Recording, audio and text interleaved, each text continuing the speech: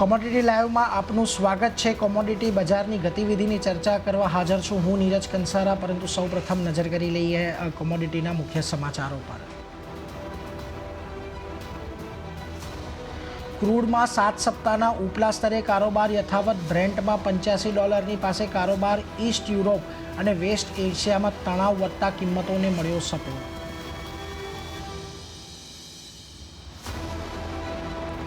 સોના ચાંદીમાં range bound કામકાજ યથાવત। કોમેક્સ પર સોનાએ 2300ના સ્તર જાળવ્યા। જોકે ચાંદીમાં પણ $30 પાસે કામકાજ। વ્યાજ દરને લઈને અનિશ્ચિતતાને કારણે કિંમતો પર અસર।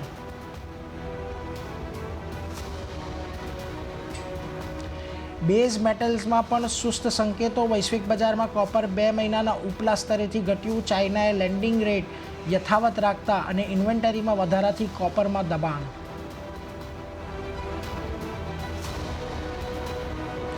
અને સરકારે 2024-25ની ખરીફ સિઝન માટે અનાજની એમએસપી 5%થી વધારી। સાથે 14 પાકોની ઓવરઓલ એમએસપી 21%થી વધારી। ગઈકાલે કેબિનેટની બેઠકમાં લેવાયો મોટો નિર્ણય।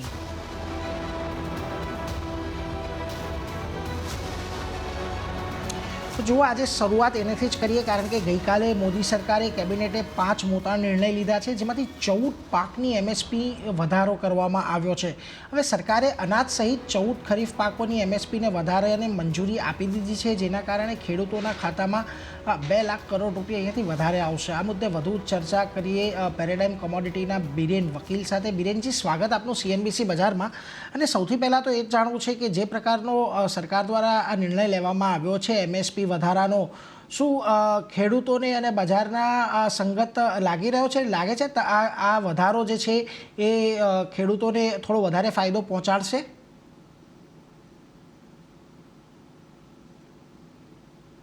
જી, લાગે છે બિરેનજી પાસેથી અત્યારે સંપર્ક નથી થઈ શક્યો। આપણે ખાસ કરીને જોઈએ તો ગઈકાલે જે આપણને આ જે વધારો જોવા મળ્યો એમાં ડાંગર, જુવાર, બાજરા, રાગી, મકાઈ આટલા જે અનાજ છે એની અહીંયાથી એમએસપી વધારવામાં આવી છે। આ ઉપરાંત તુવેર દાળ, મગ અને અડદની દાળ એટલે કે જે આપણે કઠોળમાં ગણીએ છીએ એની અહીંયાથી એમએસપી વધારવામાં આવી છે। આ ઉપરાંત તેલીબિયાની અંદર મગફળી, સનફ્લાવર સીડ, સોયાબીન, તલ, નાઇજર સીડ આ બધાની વધારો કરવામાં આવ્યો છે। અને કોટન મીડિયમ અને કોટન લોંગ આ બંનેની અંદર પણ આપણને જે એક ઉછાળો વધારો થતો જોવા મળ્યો છે એમએસપીની અંદર, જે એક વધારે મહત્ત્વનો છે। હવે ખાસ અહીંયાથી ગુજરાત માટે પણ મહત્ત્વનું એ છે કે જુઓ, અત્યારે થોડા વખત પહેલાં જ વાવણીઓ ગુજરાતની અંદર શરૂ થઈ ગઈ છે। હજી ઘણી જગ્યાએ વરસાદની રાહ ખેડૂતો જોઈ રહ્યા છે। મગફળી આપણા ગુજરાતની અંદર સૌથી વધારે થાય છે। ગયા વખતે પણ ઉનાળાની અંદર મગફળીની ખાસી મોટી એવી આવક થઈ હતી અને ખાસ કરીને ભાવ પણ ઘણા ઊંચા રહેતા જોવા મળ્યા હતા। એટલે અહીંયાથી મહત્ત્વનું એ છે કે આ એમએસપીના નિર્ણય બાદ શું કોઈ અહીંયા વાવણીના આંકડાઓની અંદર ફેરફાર થતો જોવા મળે છે? આપણે ગઈકાલે જે આંકડાઓ આવતા જોવા મળ્યા એમાં ખાસ કરીને મહારાષ્ટ્ર અને કર્ણાટકની અંદર જે વાવણીનો એરિયા છે એની અંદર વધારો પણ થતો જોવા મળ્યો છે। અને અત્યાર સુધી ચોમાસાની જે આપણે ખાસ કરીને સ્પ્રેડ જોયો છે ભારતભરમાં, એમાં ખાસ કરીને મહારાષ્ટ્ર અને કર્ણાટકમાં અત્યારે ચોમાસું ભરપૂર બેસી ગયું છે। એટલે વાવણી માટે આ બધી જગ્યાએ તૈયારી થઈ ગઈ છે। ગુજરાતમાં હજી પણ દક્ષિણ ગુજરાતમાં ચોમાસું આવી ગયું છે, પરંતુ ત્યાંથી થોડું આગળ નથી વધી શક્યું। એટલે સૌરાષ્ટ્ર, આમ તો આજના દિવસે પણ સૌરાષ્ટ્રના ઘણા બધા વિસ્તારોની અંદર ઘણા બધા જિલ્લામાં વરસાદની આશા છે, પરંતુ ખાસ કરીને અહીંયાથી જે પ્રકારે એમએસપીની અંદર વધારો કરવામાં આવ્યો છે, કારણ કે ગુજરાતની અંદર જો આમાંથી મગફળી છે, મગ છે, ખાસ કરીને તલ છે, આ બધાની અંદર ખાસો એવો વાવણી થતી હોય છે। અને આ બધી એમએસપી વધારાને લઈને જો કશેક અહીંયા આપણને વાવણીના વિસ્તારોની અંદર પણ વધારો થતો જોવા મળશે। જો કે એના માટે હજી રાહ જોવી પડશે। 2-3 અઠવાડિયા કદાચ આપણને લાગે અને એક સ્પષ્ટ ગુજરાત સરકારના જે કૃષિ વિભાગ તરફથી આપણને આંકડા જોવા મળે છે, એ આંકડા કેવા આવે છે એના પરથી આપણને ખબર પડશે કે કેટલી વાવણી અહીંયા આપણને વધતી દેખાય છે। પરંતુ આપણી સાથે અત્યારે આપણા એગ્રી ગેસ્ટ તિર્શિલ એન્ટરપ્રાઇઝના રૂપેશ દલાલ જોડાઈ ગયા છે। રૂપેશજી, સ્વાગત આપનું। અને સૌથી પહેલાં તો આપનો એક મત અહીંયાથી ખાસ કરીને એક આ સરકારના જે એમએસપી વધારવાના નિર્ણય છે એના પર જ લેવો છે। કઈ રીતે અત્યારે આને આપણે સમજવો જોઈએ? કારણ કે જુઓ, લગભગ 14 જેટલા પાક છે જેમાં અનાજ, કઠોળ, તેલીબિયા આ બધાનો સમાવેશ થાય છે કે જ્યાં આગળ એક વધારો સારો એવો કરવામાં આવ્યો છે। કેટલું ફાયદો થશે આનાથી ખેડૂતોને જમીન પર? ડેફિનેટલી જે પ્રમાણેની વૃદ્ધિ એમએસપીના ભાવમાં જે વૃદ્ધિની અપેક્ષા હતી એ પ્રમાણે સરકારે પગલું કર્યું છે અને સરકારની એ દિશામાં જ આગળ વધી રહ્યું છે કે કૃષિ ક્ષેત્રમાં ભારત સ્વાવલંબી રહે અને વધુ પડતું ઇમ્પોર્ટ પર એટલું બધું ડિપેન્ડન્સી રાખવી ના પડે. પર્ટિક્યુલરલી ખેડૂત વર્ગમાં તો ડેફિનેટલી સારી લાગણી અનુભવાઈ હશે because 5 to 10% rise is a very good rise અને માર્કેટ એક્સપેક્ટ કરતું હતું. પણ મેઇન મુદ્દાનો સવાલ એ છે કે પ્રાપ્તિ ભાવો છેલ્લા 5 થી 7 વર્ષમાં સતત પ્રાપ્તિ ભાવો વધતા રહ્યા છે, પણ ગવર્મેન્ટનું જે પ્રમાણે પ્રોક્યુરમેન્ટ થવું જોઈએ પ્રાપ્તિના ભાવે, અગર ભાવ જો એમએસપી લેવલથી નીચે જતા હોય છે તો એને ટેકો આપવા માટે આ એમએસપીના ભાવનું શરૂ કરાયું છે. પણ જો એમાં જો ગવર્મેન્ટની ખરીદી એટલી બધી સંતોષકારક ના રહે તો પછી મને લાગે છે પડતા પર પાટું જેવું થાય છે, કારણ કે ઓલરેડી ભાવ વધતા હોય છે, ભાવ ઊંચે જાય છે. એસેન્શિયલ કોમોડિટીઝના ફોર એક્ઝામ્પલ આપણે સોયાબીનની વાત કરીએ તો 300 રૂપિયાનો ભાવનો વધારો કર્યો એમાં, એટલે ડેફિનેટલી ફિઝિકલ માર્કેટમાં ભાવ વધી જશે, અરાઉન્ડ 5,000ની આસપાસ થઈ જશે અને અગેન 5,000 ઉપર જશે એટલે ગવર્મેન્ટ નિયંત્રણ લાગુ કરવાનું ચાલુ કરી છે કે એસેન્શિયલ કોમોડિટીઝમાં વેપારીઓ જમાખોરી કરે છે અને સ્ટોક કરી રહ્યા છે. એટલે ગવર્મેન્ટે પણ જો એમની ઈચ્છા હોય કે પ્રાપ્તિ કરવી જોઈએ તો ડેફિનેટલી આવકારદાયક પગલું છે અને આના હિસાબે ડેફિનેટલી જો ગવર્મેન્ટની ખરીદીનો કોન્ફિડન્સ ખેડૂતો પર આવશે તો ખેડૂતો ડેફિનેટલી જેમાં પણ ભાવ વધાર્યા છે તેના તરફ ડેફિનેટલી વધશે અને ઉત્પાદન વધવાની અપેક્ષા છે. જે ઉત્પાદન વધવાની અપેક્ષા છે. જો આપણી સાથે અત્યારે ખાસ કરીને પેરાડાઇમ કોમોડિટીના બિરેન વકીલ પણ જોડાઈ ગયા છે. બિરેનજી, સ્વાગત આપનું. અને ખાસ તો તમે આ નિર્ણયને કઈ રીતે જોઈ રહ્યા છો? જો જે રીતનો અહીંયાથી વધારો કરવામાં આવ્યો છે, લાગે છે અહીંયાથી વાવણીના વિસ્તારોમાં, કારણ કે હજી ઉત્તર ભારતના ઘણા બધા વિસ્તારોની અંદર ચોમાસું નથી પહોંચ્યું એટલે વાવણીની હજી તૈયારીઓ ત્યાં પણ ચાલી રહી છે. આ એમએસપીને ધ્યાનમાં રાખતા લાગે છે કે અહીંયા વાવણીના વિસ્તારોની અંદર આપણને વધારો થતો જોવા મળે આ બધા પાકોની?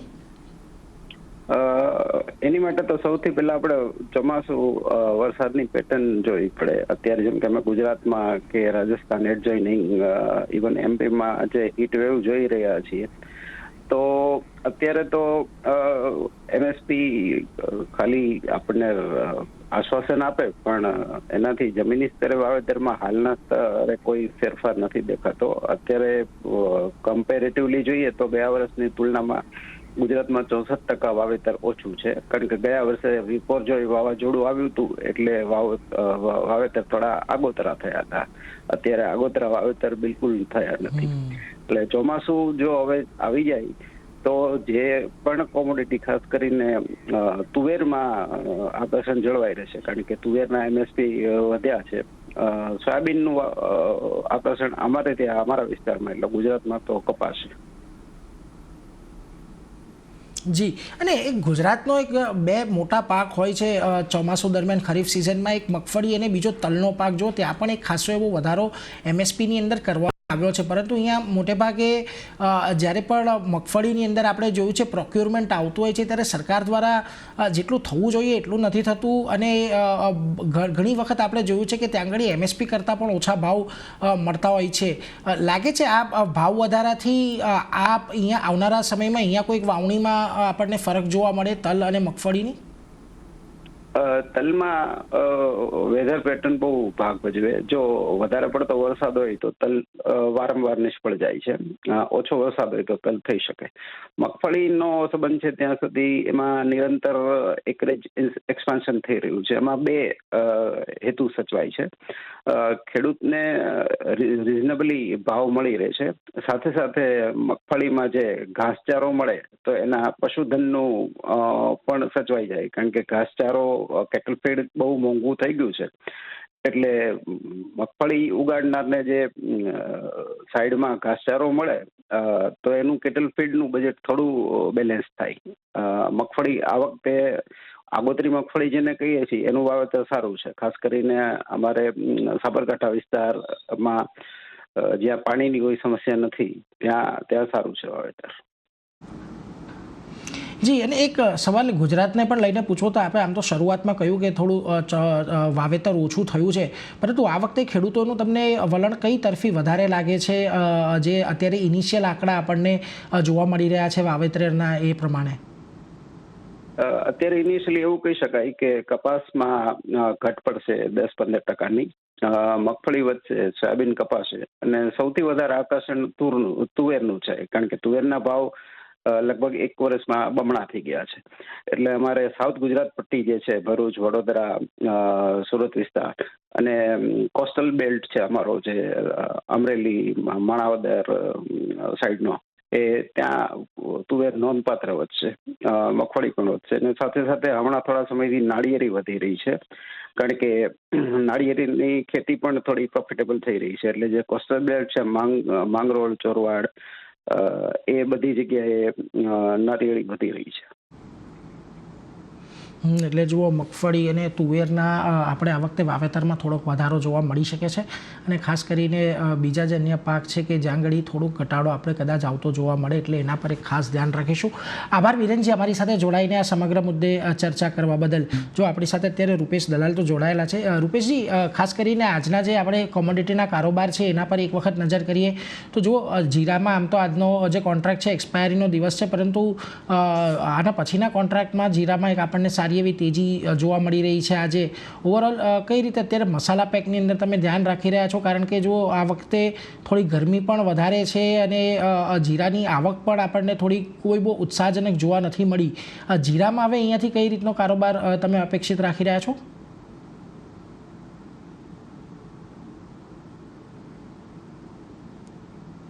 જી, લાગે છે રૂપેશજી સાથે ફરી એક વખત સંપર્ક આપણે કરવો પડશે, પરંતુ એક વખત આપણે ખાસ કરીને આજના જે એગ્રી કોમોડિટીના કોટ્સ આપણને મળી રહ્યા છે એના પર નજર કરી લઈએ તો જુઓ, એરંડાના ભાવની અંદર આજે થોડોક આપણને ઘટાડો જોવા મળી રહ્યો છે. સામે કપાસિયા ખોળ થોડીક પોઝિટિવ આજના દિવસમાં આપણને દેખાઈ રહ્યું છે.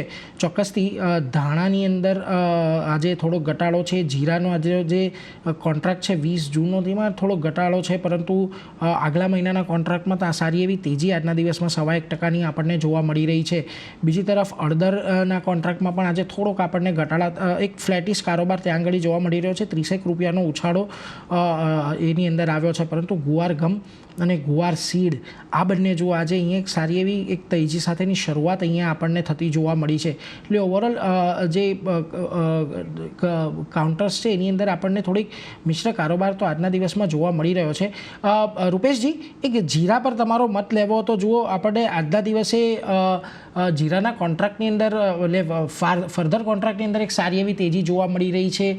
કઈ રીતે તમે અત્યારે ખાસ જીરાને જોઈ રહ્યા છો? કારણ કે આપણે જોયું છે કે હમણાં જે આવકો થઈ રહી છે એમાં પણ બહુ વધારે ઉત્સાહ આપણને નથી જોવા મળી રહ્યો, પરંતુ ભાવ અત્યારે સારા એવા વધી રહ્યા છે. જીરા માટે અત્યારે કોઈ મત? જીરામાં જે પ્રમાણે ગયા વર્ષની જે અભૂતપૂર્વ તેજી જોવા મળી અને એના પછી જે પછડાટ પણ જોવા મળી, એને કારણે બજાર સ્તબ્ધ થઈ ગયું છેલ્લા 3 મહિનાથી. અને એમાં હવે ધીમે ધીમે નીચા મથાળે થોડોક ગભરાટ શમી જતા થોડો લેવાલીનો માહોલ પણ જોવા મળ્યું છે.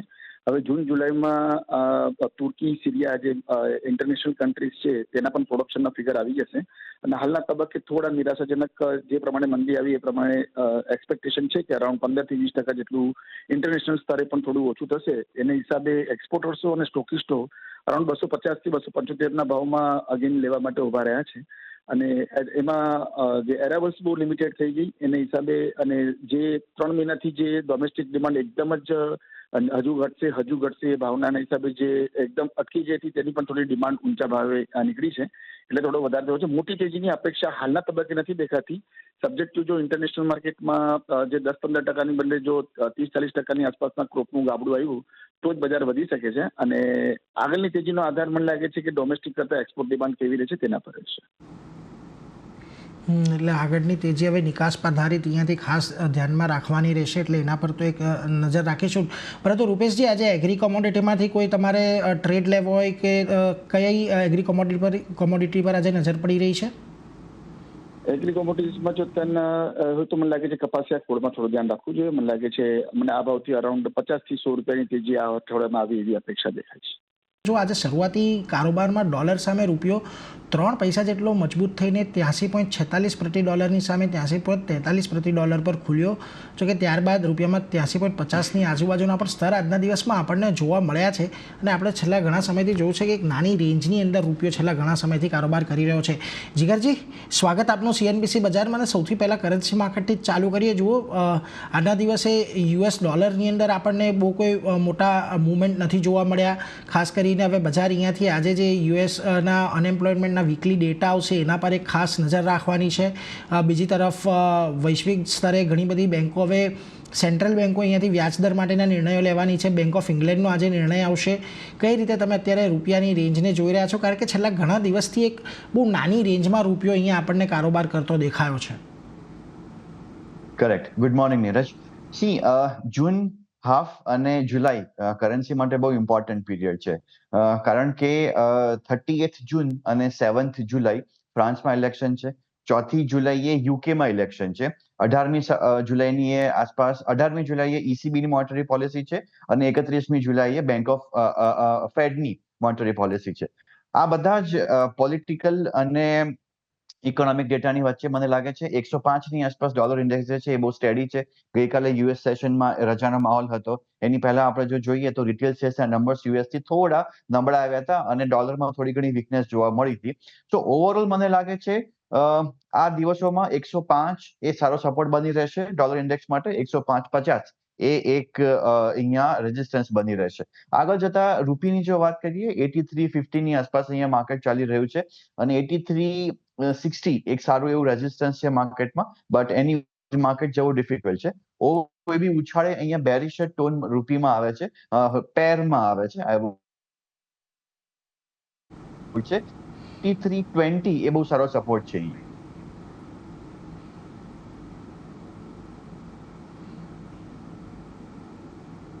એટલે જો ખાસ કરીને રૂપિયા માટે 83.60 અને 83.20 આ એક રેન્જ બની રહી છે. 83.60 પર અહીંયા તરફે કોઈ પણ ઉછાળો આવે છે તો પછી ઉછાળે વેચવા લેવાની જ સલાહ રહેશે. અને ડોલર ઇન્ડેક્સ પણ 105 અને 105.50ની વચ્ચે અત્યારે રહેતો જોવા મળી શકે છે. ઘણી બધી મોટી ઇવેન્ટ્સ છે જેના પર આપણે ખાસ નજર રાખવાની છે. પરંતુ આગળ વધીએ અને વાત કરીએ સોનાની, તો સોનામાં આજે આપણે પોઝિટિવ પણ નાની રેન્જની અંદર કારોબાર રહ્યો છે, જ્યાં કોમેક્સ પર કિંમતો આશરે 0.5% ઘટીને $2341 સ્તરની આસપાસ પહોંચતી દેખાય છે. તો સ્થાનિક બજારમાં પણ ફરી એક વખત 72,100ના સ્તરની આસપાસ આપણને કારોબાર થતો જોવા મળી રહ્યો છે. જીગરજી, ખાસ કરીને સિલ્વરની પણ અહીંયા આપણે વાત કરી લઈએ તો જોવા જાય ચાંદીની અંદર પણ રિકવરી છે. કિંમતો $30 પાસે પહોંચતી દેખાય છે. સ્થાનિક બજારમાં શરૂઆતી કારોબાર આશરે 1%ની મજબૂતી સાથેનો હતો અને 90,000ના સ્તરની ઉપર આપણને કિંમતો પહોંચતી જોવા મળી છે. ગોલ્ડ સિલ્વર બંનેની અહીંયાથી સાથે ચર્ચા કરવી છે, કારણ કે જો હવે અહીંયાથી જે પ્રકારને ઇવેન્ટ્સ હવે અહીંયાથી લાઇન્ડ અપ છે, કઈ રીતે અહીંયા તમને એક મુવમેન્ટ આવતી દેખાશે? કારણ કે ક્યારેક વચ્ચે આપણને નાના મોટા ટેન્શન્સ પણ વધતા દેખાયા કરે છે મિડલ ઇસ્ટની અંદર, અને એને લીધે થોડીક સોનાની પ્રાઇસ પર પણ અસર આવતી રહે છે. કઈ રીતે હવે અહીંયાથી તમે રેન્જ જોઈ રહ્યા છો સોના અને ચાંદી બંને માટે? સો ગોલ્ડમાં આપણે જોઈએ તો 2330-2340ની આસપાસ માર્કેટ બહુ ટાઈમથી કન્સોલિડેટ થઈ રહ્યું છે. પોલિટિકલ ઇવેન્ટ્સ છે હવેના નેક્સ્ટ હાફ ઓફ ધ યરમાં. મેં જેમ વાત કરી જૂન જુલાઈમાં તો છે જ, અને 5મી નવેમ્બરે યુએસનું પણ ઇલેક્શન છે. આ બધાની વચ્ચે મને નથી લાગતું કે 31st જુલાઈએ જે ફેડની મિટિંગ છે એમાં ઇન્ટરેસ્ટ રેટ કટની કોઈ વાત આવે. સપ્ટેમ્બર મિટિંગમાં જ એક વન ટાઈમ ઇવેન્ટ આ વખતે આવશે. જે જીઓપોલિટિકલ ટેન્શન્સની તમે વાત કરો છો એ માર્કેટને સપોર્ટ આપી રહ્યું છે. અને લાસ્ટ વીકમાં જે યુએસના જે રિટેલ સેલ્સના નબળા જે નંબર આવ્યા હતા ત્યારબાદ ડોલરમાં જે વીકનેસ આવી હતી અને ગોલ્ડને એક સપોર્ટ મળ્યો છે. આપણે જોઈએ છીએ કે ગઈકાલના સેશનમાં તો હોલિડેનું માહોલ હતો યુએસમાં, પણ આજે સેન્ટિમેન્ટ ગોલ્ડ અને સિલ્વર બંનેમાં પોઝિટિવ છે. પર્ટિક્યુલરલી જો ગોલ્ડની વાત કરીએ 2330નો બહુ સારો સપોર્ટ છે. અને એ રીતે જો હું MCX પર વાત કરું, ઓગસ્ટ કોન્ટ્રાક્ટ 72,100ની આસપાસ ચાલી રહ્યું છે. આ કરંટ ભાવે લોંગ કરી શકાય 72,000ના સ્ટોપ લોસ સાથે 72,300ના ટાર્ગેટ માટે. આજે ઇવનિંગ સેશનમાં વીકલી ઇનિશિયલ જોબલેસ ક્લેમ્સના નંબર્સ છે, હાઉસિંગના ડેટા પણ છે, અને આવતીકાલના દિવસે જો આપણે વાત કરીએ તો એક્ઝિસ્ટિંગ હોમ સેલ્સ અને provisional manufacturing service manufacturing PMI numbers પણ આવશે. અને બેંક ઓફ ઇંગ્લેન્ડની આજે સાંજે મોનેટરી પોલિસી પણ છે, પણ સ્ટેટસ ક્વો રાખવામાં આવશે. ઓવરઓલ મને લાગે છે ગોલ્ડ અને સિલ્વર બંનેમાં સેન્ટિમેન્ટ પોઝિટિવ રહેવા જોઈએ. સિલ્વરની જો હું વાત કરું $30 બહુ સારો સપોર્ટ છે અહીંયા. સેમ વે જો MCX જુલાઈ કોન્ટ્રાક્ટની વાત કરું, ઓલરેડી 1200 પોઈન્ટ પ્લસ છે, બટ સ્ટીલ સેન્ટિમેન્ટ પોઝિટિવ જ લાગી રહ્યું છે અહીંયા. કરંટ લેવલ જે છે જુલાઈ મહિનાનું 90,670, 90,600 ની આસપાસ અહીંયા લોંગ કરી શકાય. 90,400 ના સ્ટોપ લોસ સાથે 91,000 ના ટાર્ગેટમાં. એટલે જુઓ ખાસ કરીને સોના અને ચાંદી પર આ સલાહ. સોના માટે 72,000ના સ્ટોપ લોસ, 72,300નો ટાર્ગેટ કરંટ ભાવે તમે લોંગ કરી શકો છો. અને ખાસ કરીને ચાંદી માટે થોડી ઘટાડે ખરીદી કરવાની છે. 90,600ની આજુબાજુ આવે ત્યારે 90,400ના સ્ટોપ લોસ, 91,000ના ટાર્ગેટ તમે અહીંયાથી ખાસ કરીને રાખી શકો છો. પરંતુ જે પ્રકારે અત્યારે મેટલની આપણે કરીએ તો જો શરૂઆતી કારોબારમાં આજે સ્થાનિક બજારમાં બેઝ મેટલ તરફથી થોડાક પોઝિટિવ સંકેતો મળ્યા છે, જ્યાં સૌથી વધારે એલ્યુમિનિયમમાં તેજી જોવા મળી. પણ વૈશ્વિક બજારમાં કોપરની કિંમતો 2 મહિનાના ઉપલા સ્તરેથી થોડી ઘટી છે. હવે 2024માં હાલ સુધીમાં કોપરમાં લગભગ 15%ની તેજી જોવા મળી ચૂકી છે. પણ ઇન્વેન્ટરી વધવાની સામે ઓછી માંગને કારણે આ વૈશ્વિક બજારમાં આપણને કોપર પર દબાણ જોવા મળ્યું છે. કઈ રીતે અત્યારે તમે બેઝ મેટલ્સને ટ્રેક કરી રહ્યા છો? કારણ કે જુઓ કોપરની અંદર આપણે છેલ્લા ઘણા સમયથી ઘણા બધા ઉતાર ચઢાવ પણ જોઈ લીધા છે પ્રાઇસીસની અંદર. અને અત્યારે જે પરિસ્થિતિ બનતી દેખાઈ રહી છે, લાગે છે કે કોપર હજી અહીંયાથી આપણને થોડું ઘણું ઘટતું જોવા મળે?